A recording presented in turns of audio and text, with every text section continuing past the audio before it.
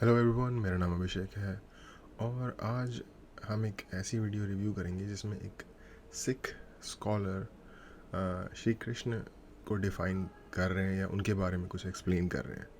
तो थोड़ा सा मुझे जब मैंने इस एक्चुअली मैं कोशिश करता हूँ कुछ कि जिन फ़िलोसॉफिकल बातों पर मैं बात करूँ उनमें कुछ यूनिकनेस भी होनी चाहिए। अब जैसे आई गेस बहुत कम सिख स्कॉलर होंगे जिन्होंने कृष्ण को या किसी भी और हिंदू देवी देवताओं को डिफ़ाइन किया होगा। तो मैंने सोचा ये थोड़ा इंटरेस्टिंग होगा इस पर बात करना, और क्योंकि स्ट्रेटजिस्ट मैं उनको बेस्ट मानता हूँ किसी भी टाइम में। आज के ज़माने में भी अगर आपने महाभारत ठीक से पढ़ी है तो आपको पता होगा कि उन्होंने कैसे डायरेक्टली ऑफेंसिव रोल नहीं अदा किया, लेकिन स्ट्रेटजिस्ट के तौर पे उन्होंने हेल्प की थी उनकी पांडवों की अगेंस्ट कौरवास। तो एनीवे वीडियो देखते हैं और साथ साथ बात करेंगे उसके बारे में। And Krishna's response is, if you want to see who I really am, you can't use your physical eyes. You need to have divine eyes in order to be able to see. And Krishna blesses Arjun with the okay ये जैसा कि मैंने कहा था, मैंने ये देखा नहीं है Krishna Janmashtami. Do you know about Krishna और do you know about Krishna? Okay, तो मुझे लगता है कि जहाँ से ये बात कर रहे हैं ये महाभारत का ही वो सीन है जिसमें कृष्ण और अर्जुन के बीच में जो वार्तालाप होता है, जो कि फाइनली जिसने गीता की शक्ल ली। vision of what he really is, his entire form. The Bhagavad Gita is essentially the story of this prince called Arjun. And Arjun is okay, अब स्टार्ट हुआ है बिगिनिंग से। वो एक छोटा सा सीन था। standing at the battlefield with his army. He's ready to start a battle. But the people on the other side of the battle, the opposite army, are made up of also his family members. They are his cousins, even his teacher is standing on the other side of the battlefield. And Arjun is in crisis. He doesn't know, how can I begin a battle with the people who are my own blood, who are the people that I've looked up to, who are the people that I admire? I can't go forward. And the whole of the Bhagavad Gita is the Krishna's advice to Arjun. Okay, हम लोगों में से हर किसी की ज़िंदगी में ऐसा वक्त नहीं आएगा जब हमें अपने परिवार के साथ लड़ना पड़े किसी सच बात के लिए या अपने हक के लिए। होपफुली लकी होंगे वो लोग जिनकी ज़िंदगी में ऐसा वक्त ना आए। लेकिन ये सिर्फ लिटरल नहीं है, ये मेटाफोरिकल भी है। कई बार क्या होता है, हम लोग क्योंकि ज़िंदगी से लड़ना अल्टीमेट चैलेंज यही है लाइफ का कि आपको लाइफ से लड़ना होता है। ह्यूमन एग्जिस्टेंस एक मिजरेबल सिचुएशन है जिसके अगेंस्ट आपको तैरना होता है, करंट के अगेंस्ट, सिंपल लैंग्वेज में। तो कई बार आप लोगों ने लाइफ में ऐसा सोचा होगा कि यार मैं क्यों इतनी मेहनत कर रहा हूँ, इसका क्या फ़ायदा, कुछ होना तो है नहीं। ये वो जिसको इंग्लिश में निहिलिज्म की एक थ्योरी होती है या फिर एक थॉट प्रोसेस होता है, एक आइडिया है निहिलिज्म कि एंड ऑफ द डे हमें मर जाना है और इसलिए लाइफ में ज़्यादा हाथ पैर मारने का कोई फ़ायदा नहीं है। तो कृष्ण का जो मेटाफर है ना कि आपको अपने फैमिली के अगेंस्ट भी जाना पड़े तो आपको जाना चाहिए, वो वर्थवाइल है अगर वो सच के साथ है, वो धर्म के साथ है और वो हक के साथ है। तो ये मेटाफर मुझे लगता है उस निहिलिस्टिक माइंडसेट में भी अप्लाई होता है जब हम ये सोचते हैं कि यार क्या फ़ायदा इतनी मेहनत करने का, क्या हो जाएगा। ठीक है, यही चीज़ अर्जुन भी सोच रहे थे जब वो सोच रहे थे कि मैं क्यों लड़ रहा हूँ अपनी फैमिली से सिर्फ कुछ राजपाट के लिए, क्या वैल्यू है इसकी, क्या हो जाएगा इसको लेके। About how do you accept life? How do you begin to understand your duty in life? How do you understand life and death? And Krishna's advice to him is constantly asking him to reframe his thinking. And at one point in chapter 11, Krishna is realized to be this divine being. And Arjuna asks him, I want to see your whole form. I know that you are the divine Lord of the entire universe, and I know this is not your whole form. I want to see your Vishvarup. I want to see your entire form. And Krishna's response is, if you want to see who I really am, you can't use your physical eyes.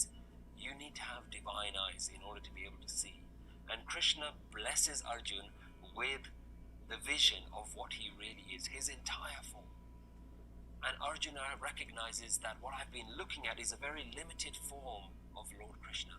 In fact, Krishna is the entire universe itself, and Krishna reveals himself to have millions of eyes and millions of faces and millions of mouths, and Krishna has all the characteristics that you can see in the world. Krishna is ultimate kindness, but is also ultimate ferociousness. Krishna is in all places and encompasses all animals, all creatures. And what Arjuna sees is what he needs in order to break his dualistic thinking, in order for him to understand everything is Krishna. Okay. ये जो paradigm है ना, इसको मैं जब meditation करता हूँ या मैं जब लाइक कुछ देर के लिए शांत बैठने की कोशिश करता हूँ या प्रे करने की कोशिश करता हूँ दिन में, मैं बहुत ही कर्मकांडी, क्योंकि हिंदुज़म में बहुत तरीके के टाइप के लोग हैं, मैं बहुत ही कर्मकांडी टाइप का रिलीजियस इंसान नहीं हूँ. मैं कोशिश करता हूँ इंटरनल लाइक ऑब्जर्वेशन करने की, और मेरी जो एक टेक्निक है जिसके थ्रू मैं मेडिटेशन करता हूँ, वो इस तरह से है कि मैं आंखें बंद करता हूँ और मैं जो बोल रहा होता हूँ, कोई भी मंत्र है, गायत्री मंत्र आप यूज़ कर सकते हो, तो मैं इमेजिन कर रहा होता हूँ कि मेरे चारों तरफ गॉड मुझे इस वक्त डायरेक्टली देख सकता है. इनफैक्ट मैं गॉड के अंदर हूँ. इनफैक्ट ये पूरा का पूरा ब्रह्मांड ही शायद गॉड की बॉडी ही है, या फिर ये ब्रह्मांड ही एक गॉड है. एक मैंने और इसका आइडिया मुझे आया था, एक शिवा की मैंने पिक्चर देखी थी, शिव जी की. वो पिक्चर बेसिकली पूरे के पूरे ब्रह्मांड को शिव जी की मेडिटेशन की अवस्था में रिप्रेजेंट करती है. कि बेसिकली ये ब्रह्मांड शिव जी हिमसेल्फ है. और तब और हमारी तरह नहीं, हम अपनी बॉडी के हर छोटे छोटे कण कण से वाकिफ़ नहीं है. हमें नहीं पता हमारे सर में क्या है, हमारे कहीं पे क्या चोट लगी हुई है. कई बार हमें चोट लग जाती है, हमें रियलाइज़ नहीं होता, हमें बाद में पता चलता है ओ ये चोट कहाँ लग गई. हम अपनी बॉडी से उतना अवेयर नहीं है. हमारे डाइजेस्टिव सिस्टम में क्या हो रहा है, हमारे रेस्पिरेटरी सिस्टम में क्या हो रहा है, हमारे ब्रेन में क्या हो रहा है, हमारे दांतों की सिचुएशन क्या है अंदर से. ऐसी बहुत सारी हमारे लाइक डाइजेस्टिव सिस्टम का मैंने पहले ही बताया. लोगों को कैंसर हो जाता है, उनको रियलाइज़ नहीं होता, तब रियलाइज़ होता है जब कैंसर अपना असर दिखाना शुरू करता है. तो यानी कि हम बिल्कुल ही अनअवेयर है हमारी बॉडी के अंदर क्या जा रहा है या क्या चल रहा है.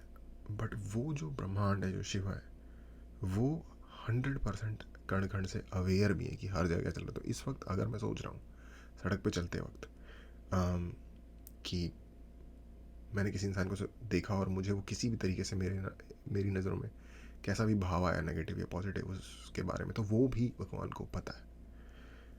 तो लाइक काइंड ऑफ इस तरीके की awareness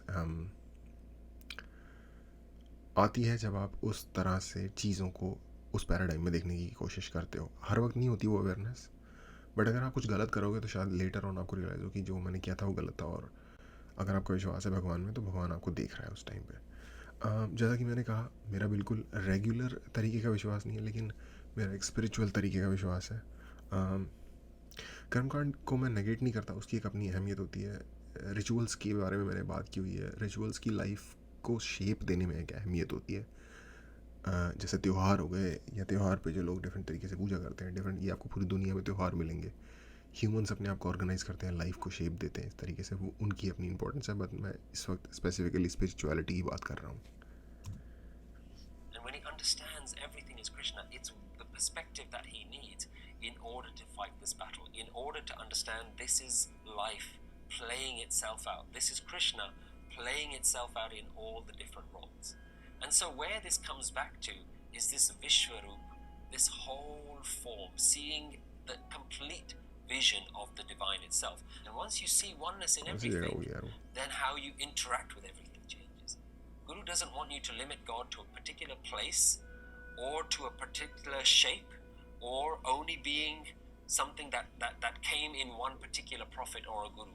And you can say that, that person was God, or that was the messenger of God, or that person was the son of God, but I'm not. I'm not the same. And the Guru is saying, that's not the right way to look at life. That's not the right way to understand. The right way to understand is that it is everywhere. It's in everything. Why would you want to limit your interaction with God as only being someone who you can speak to in one particular way? The Guru is saying speak to God everywhere. God is in every single thing. Exactly मैं यही चीज़ agree करता हूँ 100% इस बात से.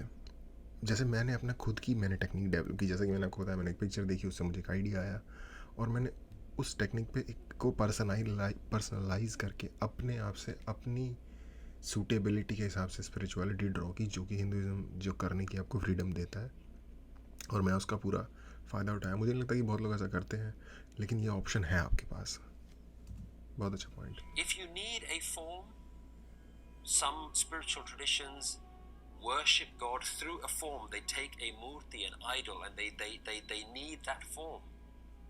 Some people, even we looked at the Bhagavad Gita, they worship the form of Krishna, the shape, the color, the beauty of his face, the radiance in his eyes. So they look at a particular form, and the Guru is saying, if you need a particular form, then everything is God's form. Don't limit yourself to only having Krishna in one particular form. Have Krishna in every single form. And that's essentially what the Bhagavad Gita is saying. I am everywhere. I'm in everything. See me everywhere. Don't just see me in one limited way. So the question you have to ask is, if I want to look at God, where should I look? The Guru is saying, look all around you. In fact, where are you not looking at God? Same यही thought process है. God के ना different process होते हैं, जैसे thought process होते हैं. जैसे कि इब्राहिमिक ट्रेडिशंस में एक सिंपल एक डिफरेंस है कि यहाँ हम है अर्थ पे, और ऊपर आसमान में कोई ऐसी जगह है जहाँ पे गॉड है, जो कि एक सेपरेट एंटिटी है. और धार्मिक फेथ्स में एक चीज़ की कॉमनैलिटी है कि हम गॉड से अलग नहीं मानते अपने आप को. हम मानते हैं हम उसी लाइट का एक पोर्शन है, जो कि एंड में जाके उसी से मिल जाएंगे अल्टीमेटली. और इसीलिए जब हिंदुज़म में कोई स्वर्ग या नरक की बात करता था, मुझे समझ में नहीं आता, क्योंकि हिंदुज़म में एक्चुअली स्वर्ग और नरक का कोई कॉन्सेप्ट ही नहीं है. हिंदुज़म में मोक्ष और बुद्धिज़्म में निर्वाण एक ही चीज़ है, उस चीज़ का कॉन्सेप्ट है, जब आपको फाइनली गॉड में ही वापस मिल जाना है जाके. Thing is har ka roop. And more importantly, even the one looking is God. God is looking at God. Oneness is looking at oneness itself. Take the example, for those of you from the Sikh tradition who are familiar with the stories of Guru Nanak. One of the most famous stories of Guru Nanak is that he traveled to Mecca. And when he came to the holy city, he decided to lie down and rest. And outside the holy city, he lied down and he pointed his feet towards Mecca, towards Kaaba, the holiest place within the Islamic tradition. Guru Nanak pointed his feet there. And of course, people were offended. People came up to him and very rudely spoke to Guru Nanak and said, why are you pointing your feet to the house of God? And Guru Nanak, in all his wisdom, said, sorry, this is my mistake. Please, point my feet where God isn't there. And the story is that this person came and they moved Guru Nanak's feet, and as soon as they moved Guru Nanak's feet, they turned around and Mecca was there. And they moved Guru Nanak's feet a different place, and Mecca was also there. And everywhere they moved Guru Nanak's feet, Mecca was there. But what it really means was Guru Nanak was educating people. Don't limit God to one person, one form, one shape, or one place. God is everywhere, in every place, in everything. And so we need to understand that where we have suffered in life, remember this is all to do with peace. Where we've suffered in life is because we've not understood how to look. Because we see life as this big challenge, and then we go on a spiritual journey and we're trying to look for God. We're escaping life and looking for God somewhere else. It's like a fish that is... Okay, so जैसा कि Hinduism के बारे में हम लोग understand करते हैं कि डिफरेंट टाइप के थॉट प्रोसेसेस हिंदुज़म में साइमल्टेनियसली एग्जिस्ट करते हैं. द्वैत और अद्वैत, नॉन डुअलिटी डुअलिटी का जो डाइकॉटमी है, वो एक ही साथ, डाइकॉटमी शायद सही वर्ड नहीं होगा, बट दो डिफरेंट ऑपोजिट थॉट प्रोसेसेस एक ही साथ अग्री करते हैं या फिर एक ही साथ एग्जिस्ट करते हैं, मेरा कहने का मतलब. वैसे ही एक आइडिया है ऑमनी प्रेजेंस का कि गॉड इज़ प्रेजेंट एवरीवेयर, जिसकी ये डेफिनेशन दे रहे हैं. ऐसे ही एक और है कि आप गॉड की पावर को किसी चीज़ में केंद्रित भी कर सकते हो, जिसको कहते हैं प्राण प्रतिष्ठा। जो लोग आइडल्स को as a god like pray करते हैं या पूजा करते हैं उसकी, वो एक रिचुअल करते हैं जिसे प्राण प्रतिष्ठा कहा जाता है, जिसका मतलब ये होता है कि एक चीज़ आपने ली, एक नॉर्मल मूर्ति, और उसमें आपने कुछ रिचुअल्स किए जिसके थ्रू आपने वो रिचुअल अपने आप में ये एस्टैब्लिश करता है कि गॉड की जो पावर है वो आपने उस चीज़ में एस्टैब्लिश कर दी है। लाइक आप किसी भी चीज़ को पावर कैसे एस्टैब्लिश करते हो, उसका क्लेम करके। बेसिकली इवन रियल लाइफ में सुप्रीम कोर्ट पावरफुल है, ये क्यों हम सब मानते हैं? क्योंकि सब इकट्ठे हुए एक कंसेंसस के साथ एक चीज़ पे अग्री हो गए, सुप्रीम कोर्ट अपने आप ही एक पावरफुल एंटिटी बन गई। और ऐसा ही सेम होता है जब आप प्राण प्रतिष्ठा करते हो। एक ग्रुप ऑफ पीपल मिल के एक चीज़ को क्लेम करता है, एक चीज़ को मानने के लिए अग्री होता है, और आप प्राण प्रतिष्ठा कर देते हो और आप उसे गॉड मानते हो, गॉड का एटलीस्ट पावर सेंटर मानते हो आप उसे। तो एग्जैक्टली सेम प्रोसेस है। Looking for water, but is swimming around trying to find water and doesn't know what water looks like, doesn't know where to look.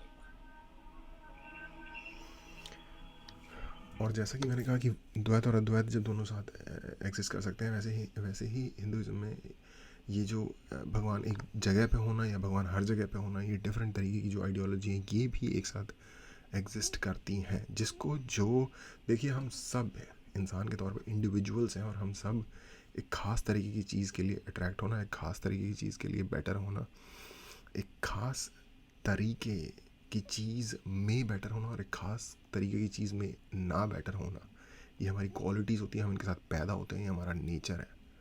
कुछ लोग सचिन तेंदुलकर जितना अच्छा क्रिकेट सचिन तेंदुलकर से डबल ट्रेनिंग लेके भी नहीं खेल पाएंगे।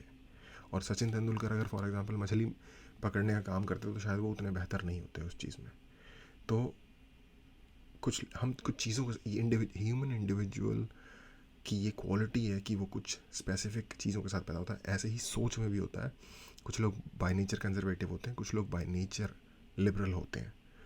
और हिंदुज़म की बात ही सबसे बेस्ट ये है कि ये आप पे कोई भी एक स्ट्रिक्ट लॉ नहीं अप्लाई करता कि आपने इसी पैरामीटर्स के अंदर रहना। अगर आप नहीं रहोगे तो आप you are not one of us.